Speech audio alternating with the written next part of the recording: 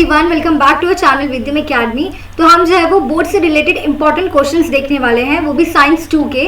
Chapter का नाम है हेरिडिटी एंड इवोल्यूशन। तो यहाँ पे हम देखेंगे कि हेरिडिटी एंड इवोल्यूशन में से कौन से जो है वो इंपॉर्टेंट टॉपिक्स हैं, उनसे कौन से जो है वो क्वेश्चंस बन सकते हैं। और अगर आपको इनके जो है वो डिटेल आंसर्स चाहिए, मतलब हैंड रिटन नोट्स चाहिए, तो आप हमारे टेलीग्राम चैनल पे तो जो है जरूर विजिट करना। तो यहाँ पे हम देखते हैं हेरिडिटी एंड इवोल्यूशन के अंदर सबसे पहला हमारा जो है वो कौन सा क्वेश्चन है, तो वो है what is mean by heredity and evolution. अब आपको पता ही होगा कि हेरिडिटी का डेफिनेशन जो है वो बहुत इंपॉर्टेंट है, और इवोल्यूशन का भी आपको पता है। हेरिडिटी क्या होता है? कैरेक्टर्स का ट्रांसफर होना पेरेंट्स टू ऑफस्प्रिंग। और इवोल्यूशन क्या होता है? ग्रेजुअल चेंजेस, यानी कि अपने पिछले वाले यानी कि अडाप्टेशन करके, या बहुत सारी चीजें ऐसी होंगी, ग्रेजुअल चेंजेस आएंगे लेवल बाय लेवल, तो उसे हम जो है वो इवोल्यूशन कहते हैं। अब इसका अगर हमको जो है वो क्या कहते हैं, डेफिनेशन एग्जैक्ट जानना है टेक्स्ट बुक में से, तो वो आपके में गिवन है। जैसे कि यहाँ पे आप देखिए हेरिडिटी क्या होता है, बायोलॉजिकल कैरेक्टरिस्टिक्स का ट्रांसफर होना पेरेंट्स टू ऑफस्प्रिंग। तो ये आपको पेज 1 में जो है वो पहले ही टॉपिक पे देखने को मिलेगा, हेरिडिटी का डेफिनेशन। और इवोल्यूशन जो है उसका जो डेफिनेशन है ग्रेजुअल चेंजेस, वो आपको आगे जो है वो मिलेगा। ओके, तो हमने क्या देखा, इवोल्यूशन क्या होता है ना कि ग्रेजुअल चेंजेस ऑर्गेनिज्म के अंदर होता है, लिविंग ऑर्गेनिज्म के अंदर लेवल बाय लेवल। ऐसे नहीं कि सडनली किसी में भी इवोल्यूशन हो जाए, वो म्यूटेशन होता है। लिविंग ऑर्गेनिज्म में लॉन्ग ड्यूरेशन पे जो है वो इवोल्यूशन होता है। उसके बाद हम देखेंगे what do you mean by translation and translocation.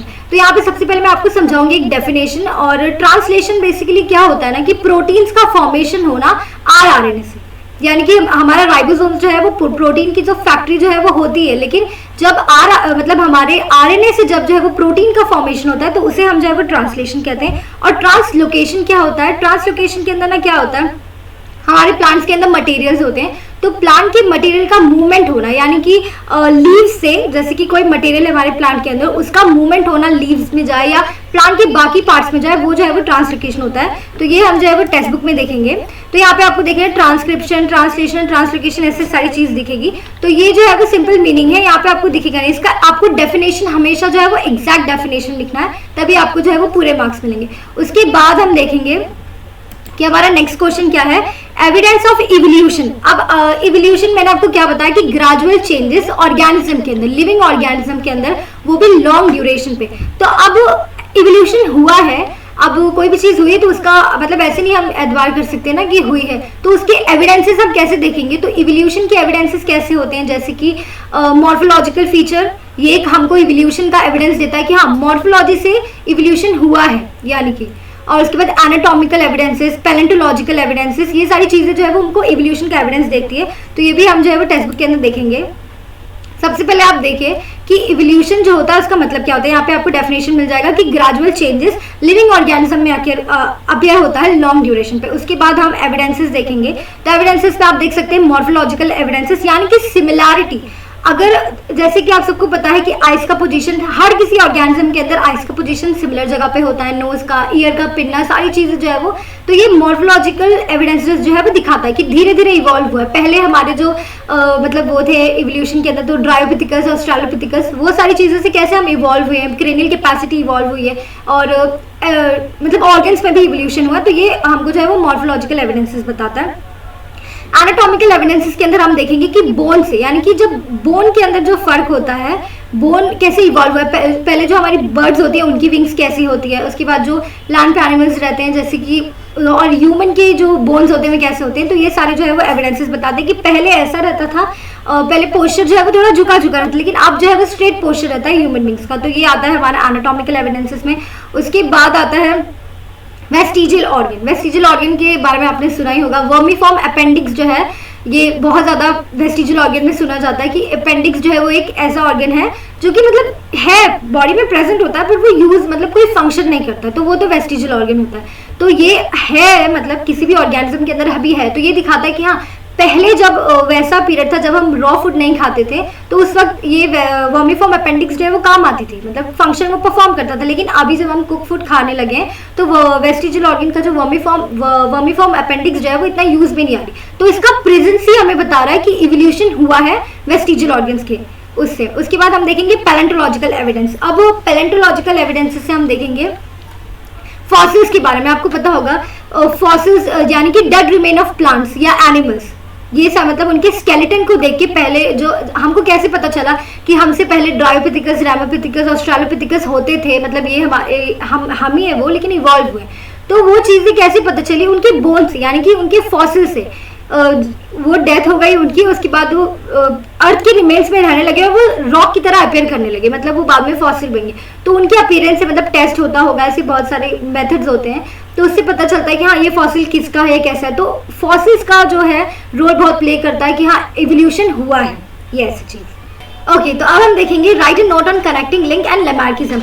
अब कनेक्टिंग लिंक एंड लैमार्किज्म जो है वो क्या होता है? कनेक्टिंग लिंक का मतलब क्या होता है कि मॉर्फोलॉजिकल फीचर्स, यानी कि फिजिकल अपीयरेंस से अगर दो ग्रुप्स के बीच में कुछ सिमिलैरिटी है तो वो जो है वो कनेक्टिंग लिंक में आता है। आपको नाम से ही पता चलता होगा कनेक्टिंग लिंक, यानी कि कुछ ना कुछ जो है वो कनेक्शन दो ग्रुप्स के बीच में, दो ऑर्गेनिज्म के बीच में जो है वो होगा। इसका बहुत ही फेमस एग्जाम्पल है कनेक्टिंग पेरिपेटस और आर्थ्रोपोडा के बीच में। पेरिपेटस जो है वो क्या होता है कि एनलिडा होता है, तो वो दोनों के बीच में जो है वो कनेक्टिंग लिंक बनता है।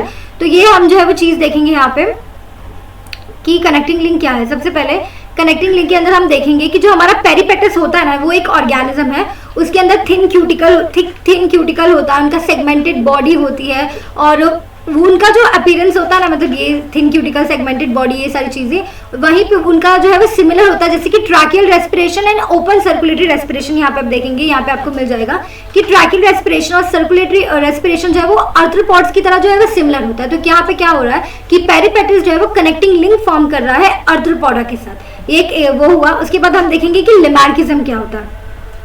अब लैमार्किज्म में यहाँ पे जो जीन बैप्टिस्ट लैमार्क है ना, ये क्या कहना चाहते हैं कि लैमार्किज्म में बहुत फेमस एग्जाम्पल है जिराफ का एग्जाम्पल, यानी कि जो जिराफ है पहले उनकी जो नेक रहती है ना वो इतनी ज़्यादा एक्सटेंड नहीं होती, लेकिन मतलब वो क्या करते हैं, ज़्यादा यूज़ अपनी नेक का करते हैं। जैसे कि उन्हें जब फीड करना हो तो वो लीव्स मतलब ट्री पे से जो लीव्स होते हैं उसको खाने जाते हैं, तो वो ज़्यादा एक्सटेंड करने की वजह से एक ऐसा मतलब टाइम आया कि वो उनकी जो है वो कैरेक्टरिस्टिक्स बन गई। यानी कि बेसिकली लैमार्क ये कहता है, लैमार्किज्म ये कहते हैं कि ऑर्गन का यूज या डिसयूज, ये थ्योरी बताते हो। जो चीज़ आप ज़्यादा यूज करेंगे वो चीज़ जो है वो एक्वायर्ड कैरेक्टर बन जाएगा और वो ट्रांसमिट होगा जनरेशन टू जनरेशन, ऐसा वो कहते हैं कि मतलब वो।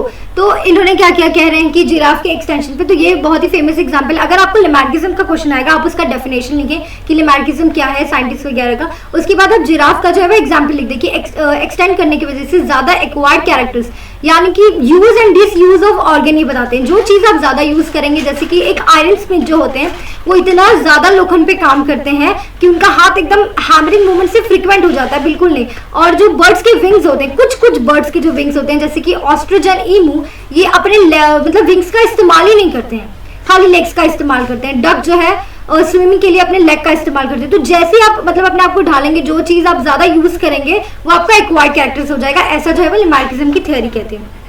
उसके बाद हम देखेंगे कौन सा क्वेश्चन है, डिफाइन हेरिडिटी। हेरिडिटी का डेफिनेशन तो मैंने आपको बताया कि क्या होता है, कैरेक्टर्स का ट्रांसफर होना पेरेंट्स टू ऑफस्प्रिंग। अब हम इसका मैकेनिज्म देखेंगे, ये आपको जो है वो पहले पेज पे ही देखने को मिलेगा, एकदम पहले पेज पे, जहाँ पे आप देखेंगे कि मैकेनिज्म क्या होता है हेरिडिटी कैरेक्टर्स का। वहाँ पे म्यूटेशन, जेनेटिक ड्रिफ्ट, रिकॉम्बिनेशन और मतलब हेरिडिटी, ये सारी चीज़ें जो है इनहेरिटेंस, बेसिकली ये सारी चीज़ें जो है वो हेरिडिटी कैरेक्टर्स का मैकेनिज्म होता है। अब एक एक चीज़ मैं आपको बताऊंगी। हेरिडिटी का तो आपको डेफिनेशन पता ही है। अब मैकेनिज्म में हम क्या देखेंगे कि म्यूटेशन का मतलब क्या होता है, सडन चेंज हो जाना जीन के अंदर। और रिकॉम्बिनेशन के अंदर क्या होता है, जब मियोसिस के साथ क्रॉसिंग ओवर होती है ना, तो वहाँ पे अलील का जो सीक्वेंस है वो चेंज हो जाता है। और जेनेटिक ड्रिफ्ट जो है ना, ये बहुत ही इंपॉर्टेंट है कि जेनेटिक ड्रिफ्ट हमेशा स्मॉल पॉपुलेशन पे ही होती है।